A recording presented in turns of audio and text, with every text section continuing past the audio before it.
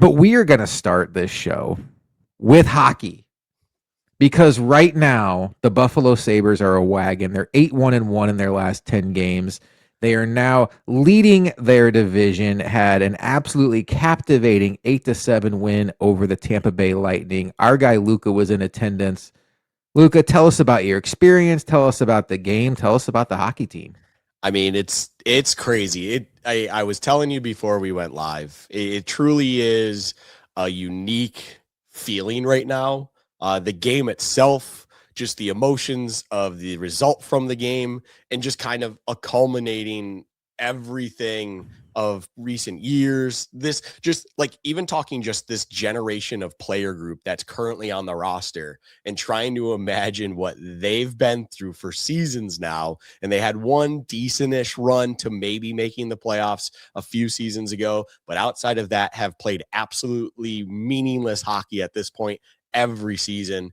And to go through the roller coaster of this game, this season, being the best team in the entire league since December, essentially, it's just there's no words to describe the euphoria that any fan worth their weight in gold is going through right now on Sunday night here, following that game. And I mean, it was the longest game I can remember in some time that didn't go to overtime. It was an hour long first period, thanks to the numerous, I think it was 18 total penalties called in that first period alone.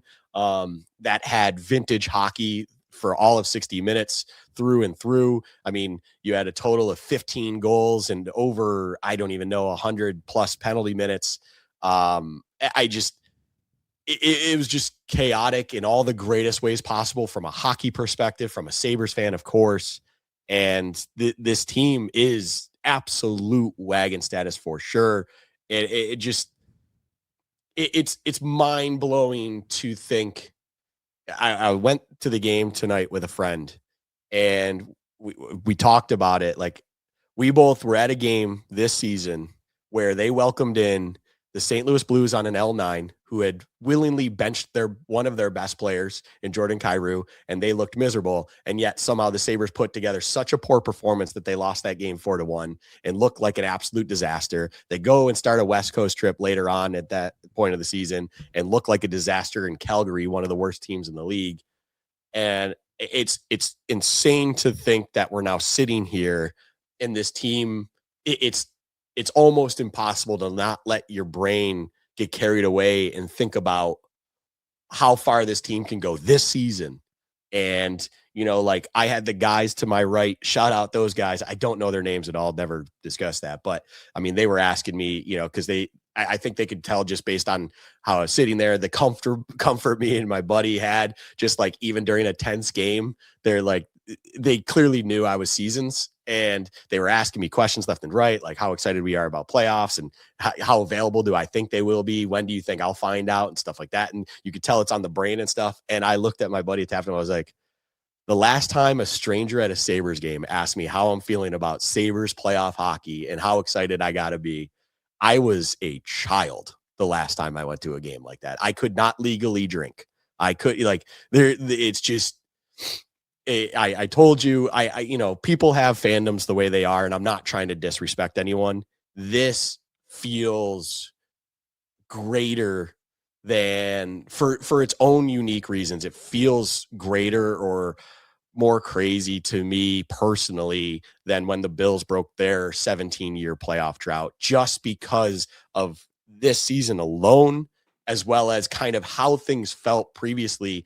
Like the Bills one kind of had its slow progression up that season alone. They even had a good start where then it had its little bit of a lull in the midseason and stuff like that. This one was, I mean, vibes couldn't be worse. Game one, you have a viral clip of a guy just screaming his head off how he's never going to see good hockey in his life and he doesn't know how he supports the team. Game one. And like, it's the same season. It feels like ages ago. It's the same season, same year. And here we are. And not one person in this city, not one person in the fan base thinks that this team can't go on a run. And it's the exact same roster, not tons of turnover, not a lot of crazy changes. It's euphoric. It is, everything about it is shocking in the best way possible. And it just tonight's game was just absolute special nature. I just it's just jumbled in my head. I'm looking forward to talking Bills football because that will feel structured and normal.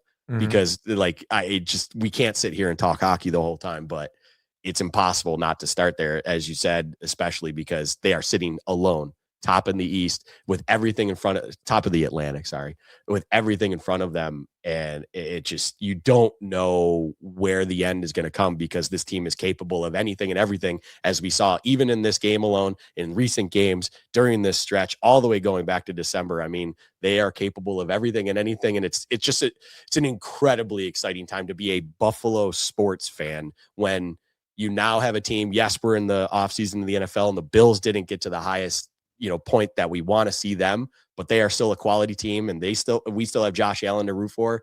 And now finally another team in this city, it feels like it's been so long, is relevant and capable of going on their own run. And it is just, vibes could not be greater right now to be a Buffalo sports fan. You mentioned the comparison to the team that broke the drought, and I just, as a diehard Bills fan, the 17-year drought was a moment in time where when that Andy Dalton pass to Tyler Boyd gets completed, it ended the drought, and that was as fun as I've ever had as a sports fan in that moment. But it was almost weird that the Bills hadn't broken the drought before, because that wasn't even like the best version of the Bills from the last 18 years. And when you see some of the mediocre teams that sneak into the NFL playoffs, we saw a Kyle Orton Bills team go 9-7, but they lost, to the Raiders the week before, and they didn't get in. We saw a Bills team lose to the Steelers backups in 2004 when they had nothing to play for, and they could have gotten in. We saw the Bills lose in Toronto to Atlanta, who had nothing to play for, and EJ Manuel's first year. And you so many times it's like they're right there, and then they just find a way to blow it. It was so weird that the drought lasted that long, because the Bills were never really horrendous during the drought, except for like 2010. The difference to me is the second the Bills ended the playoff drought, my mind never went to the playoffs. My mind was never. I thought the Bills could beat Jacksonville because Blake Bortles was their quarterback, and Yeah. you never know. But I wasn't at all going to be like they're going to go on a run and beat the Chiefs with Andy Reid, and Patrick Mahomes looked like a superstar at the time. Tom Brady was still in the bracket, and it was no, it was get this anchor of a playoff drought off of our back. The Sabres, not only are they going to end their own playoff drought, they look like, much like the modern day Bills, a team that can actually win the whole damn thing. And that's where the difference is. It's because you mentioned a team in St. Louis, which, by the way, St. Louis, hey, Colton Parayko, are you sure you made the right choice? Because it kind of feels Hey, like you would have had some fun no hard at feelings. KeyBank. Yeah, no hard feelings. But the Sabres legitimately can win the whole thing. And that to me is where it's so different. And it's exciting to see. So as people know our show, I'm much more casual hockey. You are Mr. Saber on this show.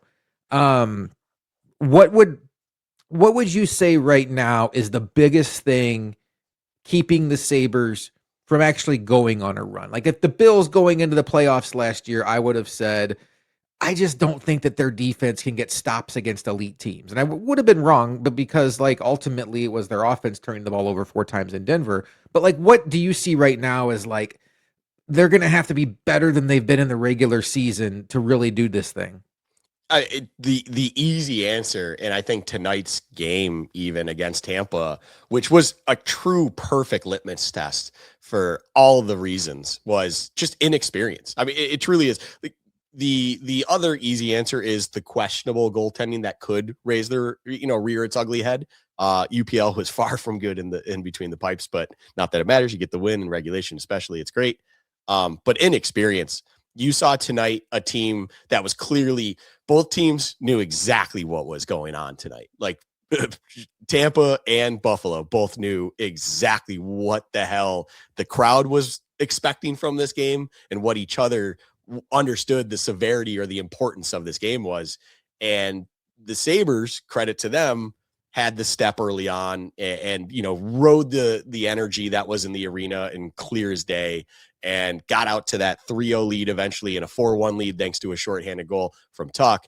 And you could tell it was like, oh my God, vibes are incredible. But then experience started to show up for Tampa, and they were dominating 5-on-5 play in the second period and early parts of the third period. And when that was occurring and when Tampa started rolling and when they started scoring goals, you could tell every guy up and down that lineup for the Sabres gripping the stick tight, not seeing the ice the way that they would normally when comfortable and relaxed with their shoulders and stuff like that. And the moment was getting to them. And I sitting there, you could see it on the ice. You could feel it in the arena as well. I mentioned to you off air before we went live. It was crazy with how packed that barn was, how quiet it was once Tampa took the lead early third period. I want to say quarter for a second. Third period.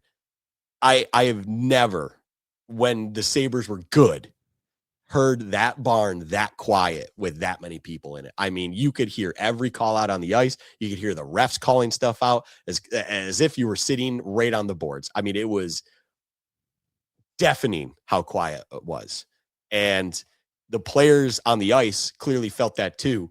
But luckily, for whatever reason, even in the inexperience of it all, they were able to figure out who, or remember who they are, I should say, and work through that. And even as Dahlin was getting bossed around at one point, he still stepped up with a huge goal of his own in the third period. And Zucker makes a great play, who kind of had a couple questionable ones during that poor stretch. He gets a goal. I believe he was the tying goal. And then Josh Doan forks up, shout out ASU, scores the eventual game winner.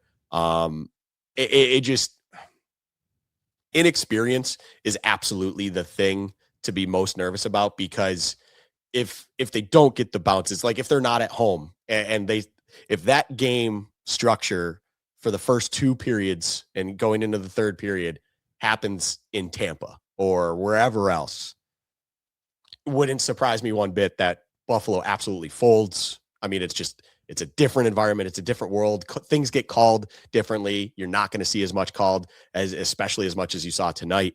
And you've seen enough from this exact roster in tough moments when things are going against them that they have crumbled. Now this year and in this stretch, they have shown resilience and capability of going back. And that's what you hope they can, grasp onto if things don't go right, rather not think about all the times that things have gone wrong or how they're in over their heads and they've never been here before or whatever it is. But it's also natural to understand that. I mean, Owen Power, Rasmus Dahlin, the captain of this team and who's been with the Sabres since he was drafted first overall, has never sniffed playoff hockey. Alex Tuck, for him, feels like a century ago when he had the save of the Cup series against Washington done against him as he had an open net. And, what was the goalie's name? Holtby, I think it was, reached his paddle back and took it off of the goal line from him. That's the playoff experience Alex Tuck has. Tage Thompson, zero playoff experience. Like, it's just, that is clear as day your number one concern going into playoffs, where you're playing a game like this, exactly like this. This was a playoff game atmosphere, of course. And at least the nice part about today's game was it had that feeling.